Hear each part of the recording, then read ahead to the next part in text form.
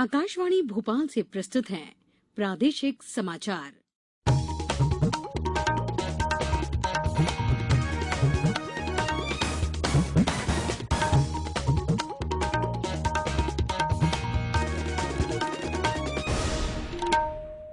नमस्कार, समाचारों के साथ मैं पूर्वा त्रिवेदी। सबसे पहले इस बुलेटिन के मुख्य समाचार। केंद्रीय वित्त मंत्री ने कहा, जीएसटी कर संग्रहण में हो रही है लगातार बढ़ोतरी। कराधान और शेयर बाजार व्यवस्था के लिए किए गए बदलाव आज से लागू। प्रदेश में आज से सिंगल यूज प्लास्टिक और थर्माकोल से निर्मित वस्तुओं का क्रय विक्रय प्रतिबंधित। कमजोर वर्ग के बच्चों को स्कूलों में प्रवेश की अवधि बढ़ाकर 5 जुलाई की गई। और विश्व प्रसिद्ध पुरी रथ यात्रा आज ओडिशा के जगन्नाथपुरी में शुरू हुई। राजधानी सहित प्रदेश में कई स्थानों पर निकाली गई रथ यात्रा। अब समाचार विस्तार से।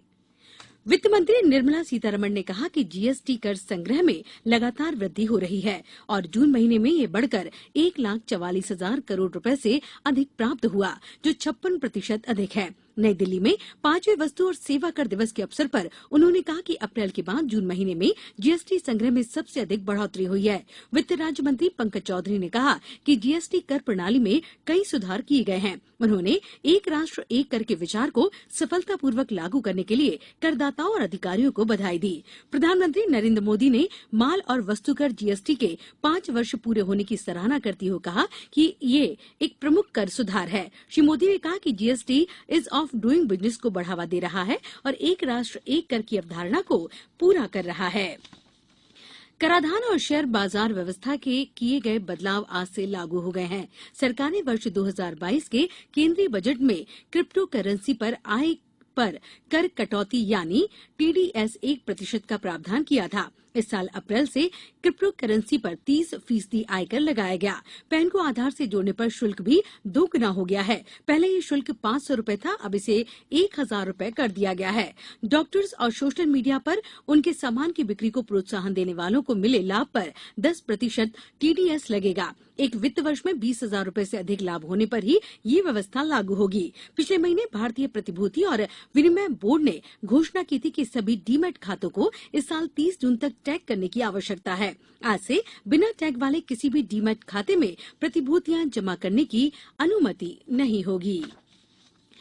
प्रदेश में आज से चिन्हित सिंगल यूज प्लास्टिक और थर्माकोल से निर्मित वस्तुओं का उत्पादन, भंडारण, परिवहन, क्रय विक्रय प्रतिबंधित कर दिया गया है। नगरीय विकास और आवास विभाग ने प्लास्टिक अपशिष्ट प्रबंधन नियम 2016 को प्रदेश में कड़ाई से लागू करने के लिए इन वस्तुओं के निर्माता, स्कॉटिक्स, रिटेलर और विक्रेताओं पर छापामार कार्रवाई करने के निर्देश दिए हैं। निर्देशों के अनुसार सिंगल यूज प्लास्टिक स्टिक वाले ईयरबड, बलून में उपयोग होने वाली प्लास्टिक स्टिक, प्लास्टिक के झंडे, कैंडी स्टिक, आइसक्रीम स्टिक, सजावट में उपयोग होने वाला थर्माकोल, प्लास्टिक की प्लेट्स, टब, गिलास, फोक, चम्मच, स्ट्रॉ, ट्रे, मिठाई के डब्बे, निमंत्रण पत्र, सिगरेट पैकेट को कवर करने वाली पैकिंग, प्लास्टिक स्टिकर्स और 100 माइक्रोन से कम मोटाई वाले प्लास्टिक और पीवीसी के बैनर प्रतिबंधित कर दिए गए हैं। सरकार ने नगरीय निकायों को प्लास्टिक के दुष्परिणाम संबंधी जन जागरूकता कार्यक्रम चलाने के भी निर्देश दिए हैं। प्रदेश में आज त्रिस्तरीय पंचायत चुनावों के लिए दूसरे चरण में 47 जिलों के 106 जनपद पंचायतों में मतदान शांतिपूर्ण तरीके से संपन्न हो गया। पंचायत चुनाव के दूसरे चरण में मतदाता 7,655 ग्राम पंचायतों में 23,967 मतदान केंद्रों पर शांतिपूर्ण तरीके से मतदान किया। कुछ पदों पर निर्विरोध निर्वाचन के बाद दूसरे चरण में अब जिला पंचायत सदस्य के लिए 291, जनपद पंचायत सदस्य के लिए 2,227, सरपंच पद के लिए 7,373 और पंच पद के लिए 22,451 पदों के लिए भी वोट डाले गए। जबलपुर उच्च न्यायालय द्वारा कल एक रीट याचिका पर सुनवाई करते हुए निर्देश दिया कि केंद्र शासन के कर्मचारियों को स्थानीय निर्वाचन ड्यूटी से मुक्त किया जा रहा है। उप जिला निर्वाचन अधिकारी एवं अपर कलेक्टर नमः अर्जरिया के मुताबिक उच्च न्यायालय के इस निर्देश के परिपालन में निर्वाचन ड्यूटी से केंद्र शासन के कर्मचारियों को मुक्त कर उनके स्थान पर राज्य शासन के कर्मचारियों को मतदान दलों में नियुक्त किया जाएगा। मतदान दलों में शामिल किए जा रहे राज्य शासन के इन कर्मचारियों के ड्यूटी आदेश एवं प्रशिक्षण आदेश शनिवार 2 जुलाई और रविवार 3 जुलाई को उनके कार्यालयों में पहुंच जाएंगे।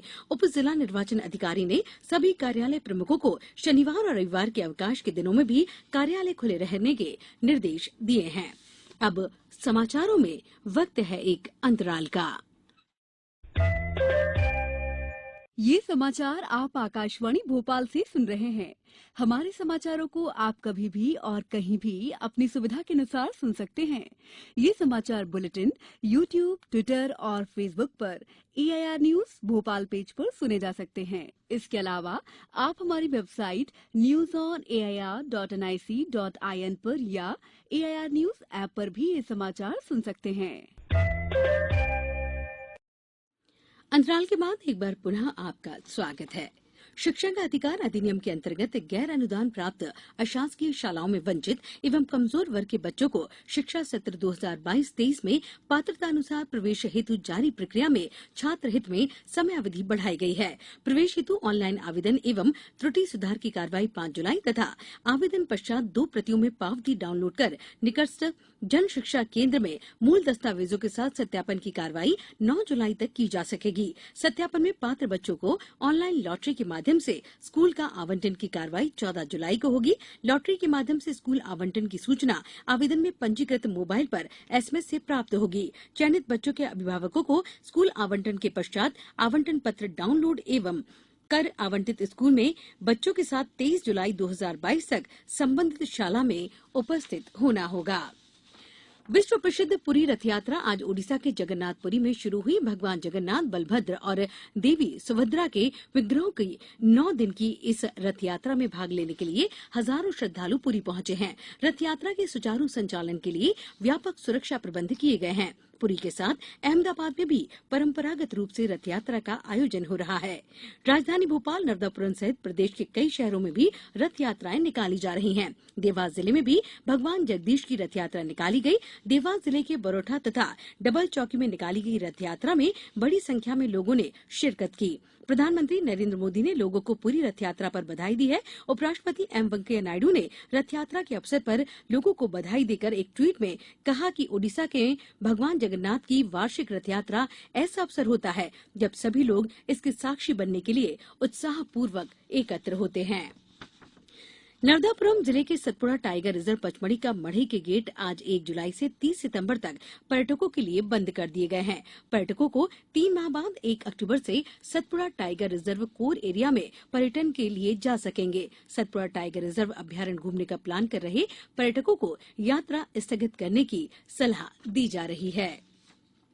उपराष्ट्रपति वेंकैया नायडू ने प्रख्यात डॉक्टर विधान चंद्र राय को आज उनकी जयंती पर श्रद्धांजलि दी है। श्री राय की जयंती डॉक्टर दिवस के रूप में मनाई जाती है। श्री नायडू ने मानवीय पीड़ा कम करने, जीवन बचाने और लोगों को स्वस्थ जीवन जीने में चिकित्सकों के योगदान के लिए सभी डॉक्टर्स का आभार व्यक्त किया है। प्रदेश के मुख्यमंत्री शिवराज सिंह चौहान ने अपने निवास सभा कक्ष में स्वतंत्रता सेनानी और प्रख्यात चिकित्सक डॉक्टर विधान चंद्र राय की तस्वीर पर माल्यार्पण कर पुण्य स्मरण किया। डॉक्टर विधान चंद्र राय का जन्म 1 जुलाई 1882 को बिहार के बांकीपुर में हुआ था। वे कुशल चिकित्सक तथा स्वतंत्रता संग्राम सेनानी थे। उनको आधुनिक पश्चिम बंगाल का निर्माता माना जाता है। अब कुछ समाचार संक्षेप में। उज्जैन स्थित महाकालेश्वर मंदिर में श्रावण महोत्सव का आयोजन 17 जुलाई से 21 अगस्त तक मनाया जाएगा। जिला कलेक्टर गुना और जिला निर्वाचन अधिकारी ने निर्वाचन कार्य में लापरवाही बरतने वाले 11 कर्मचारियों को जारी किए नोटिस। बैतूल में डॉक्टर्स डे के अवसर पर JH कॉलेज के NSS के स्वयंसेवकों ने जिला चिकित्सालय पर पौधरोपण किया। पश्चिम रेलवे रतलाम मंडल पर आज से UTS ऐप के माध्यम से टिकट बुकिंग की सुविधा पुनः शुरू हो रही है।